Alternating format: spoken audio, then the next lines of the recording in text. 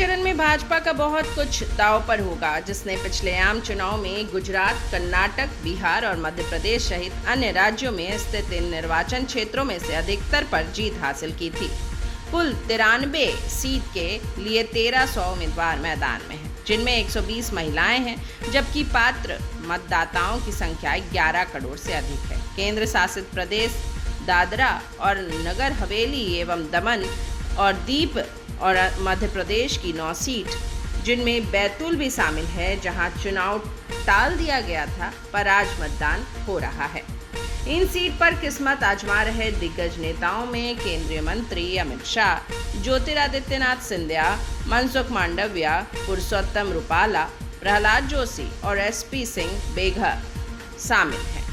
इस चरण में जिन सीट पर चुनाव होगा उनमें गुजरात की 25, कर्नाटक की 14, महाराष्ट्र की 11, उत्तर प्रदेश की 10, मध्य प्रदेश की 9, छत्तीसगढ़ की 7, बिहार की 5, पश्चिम बंगाल और असम की 4 और गोवा की 2 सीट शामिल हैं। तीसरे चरण के बाद लोकसभा की 543 सीट में से 283 सीट के लिए चुनाव संपन्न हो चुका है। चौथे, पांचवें, छठे और सातवें चरण के चुनाव क्रमांक 13 मई, 20 मई, 25 मई और 1 जून को होंगे।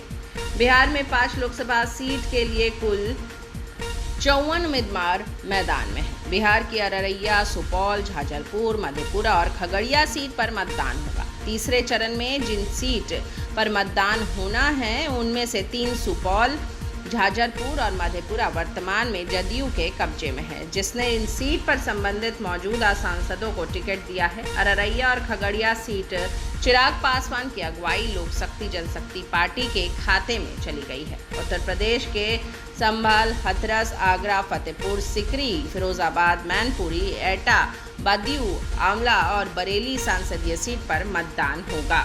मध्य प्रदेश की 9 सीट के लिए चुनाव के दौरान 3 बड़े दिग्गजों शिवराज सिंह चौहान, केंद्रीय मंत्री ज्योतिरादित्यनाथ सिंधिया और दिग्विजय सिंह का राजनीतिक भविष्य तय होगा। छत्तीसगढ़ की 11 लोकसभा सीट में से 3 सीट पर चुनाव होंगे। उनमें रायपुर, दुर्ग, बिलासपुर, जांजगीर चांपा, कोरबा, सरगुजा और रायगढ़ सीट शामिल हैं। गुजरात की 26 लोकसभा सीट में से 25 लोकसभा सीट के लिए मतदान होगा।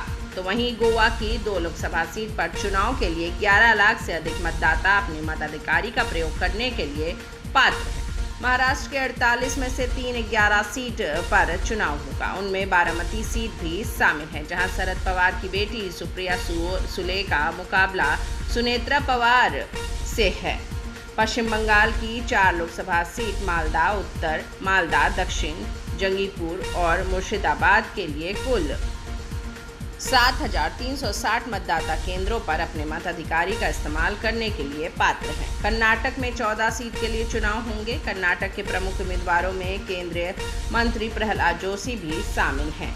असम में तीसरे चरण में 4 सीट धुबरी, बारपेटा, कोकराझार और गुवाहाटी निर्वाचन क्षेत्र के लिए मतदान के साथ ही राज्य की सभी 11 सीट के लिए मतदान संपन्न हो जाएगा।